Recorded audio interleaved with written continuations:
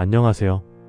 오늘은 우리가 평소에 잘 인식하지 못하지만 삶을 좌우하는 숨겨진 믿음과 무의식적 신념에 대해 이야기해보려고 합니다. 숨겨진 믿음이란 내가 의식하지 못하지만 내 행동과 선택을 이끄는 내면의 신념을 말합니다. 우리는 알게 모르게 이 믿음에 따라 사고하고 판단하고 행동하고 있습니다. 특히 성공, 건강, 인간관계까지 삶의 거의 모든 영역에 이 믿음들은 보이지 않는 손처럼 작용하죠. 문제는 이 숨겨진 믿음이 긍정적일 때는 큰 힘이 되지만 부정적이거나 왜곡되었을 때는 우리 삶을 은근히 발목 잡는다는 것입니다. 오늘은 심리학, 뇌과학, 자기계발, 그리고 영성 4가지 관점에서 이 힘을 풀어보고요. 마지막엔 제 개인적인 경험도 나눠보겠습니다. 먼저 심리학적 관점입니다. 심리학에서는 무의식이 우리 행동을 주도한다고 봅니다. 프로이트는 무의식을 억압된 욕구의 저장소로 설명했고요. 현대 인지심리학은 암묵적 인지나 자동사고 개념으로 설명합니다. 어릴 적 경험은 특히 우리 핵심 신념을 만듭니다. 예를 들면 어릴 때 심한 비난을 받으면 나는 실패자야라는 믿음을 가질 수 있고, 지속적으로 비교당하면 나는 부족해라는 신념을 가질 수 있습니다. 이런 무의식적 신념은 자존감, 인간관계, 진로 선택까지 영향을 미칩니다. 두 번째는 뇌과학적 관점입니다. 뇌는 반복되는 생각과 행동을 신경회로에 새깁니다. 뉴런은 함께 발화하면 연결된다. 이 말 많이 들어보셨을 겁니다. 나는 할 수 없어를 자주 생각하면 그 회로가 점점 강화돼서 새로운 도전 앞에서도 무의식적으로 좌절하게 됩니다. 하지만 희망적인 건 뇌는 평생 변화할 수 있다는 사실이죠. 긍정적인 사고와 새로운 경험을 반복하면 부정적인 회로를 약화시키고 새로운 회로를 만들 수 있습니다. 세 번째, 자기계발 관점입니다. 자기계발 분야에서는 오래전부터 잠재의식의 힘을 강조해왔습니다. 목표를 아무리 세워도 잠재의식이 반대되면 실행이 어렵습니다. 그래서 학원, 그리고 이미지 트레이닝 같은 방법을 씁니다. 긍정 문장을 반복하고 원하는 모습을 생생하게 상상하는 거죠. 반복과 감정 몰입이 핵심입니다. 네 번째, 영성 관점입니다. 영성 철학에서는 당신이 믿는 대로 현실이 창조된다고 합니다. 우리가 보는 세상은 있는 그대로가 아니라 내가 믿는 것을 투영한 결과라는 것이죠. 현실은 고정된 게 아닙니다.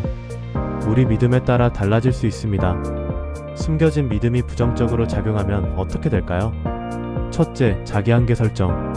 나는 못해라는 믿음으로 기회를 놓칩니다. 둘째, 학습된 무기력. 실패를 반복하다 보면 아예 시도 자체를 포기하게 됩니다. 셋째, 관계 문제. 나는 사랑받지 못해라는 믿음이 관계를 스스로 망치게 만듭니다. 넷째, 노시보 효과. 부정적 믿음이 실제로 건강까지 해칩니다. 반대로 숨겨진 믿음이 긍정적으로 작용하면 놀라운 일이 일어납니다.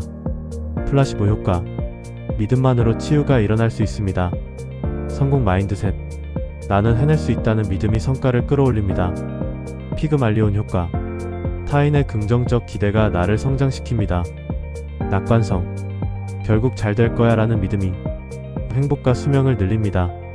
그럼 숨겨진 믿음을 바꾸려면 어떻게 해야 할까요? 첫째, 자기 관찰과 성찰.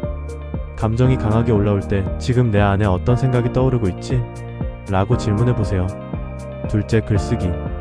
매일 5분 동안 나는 어떤 믿음을 가지고 있는가를 적어보세요.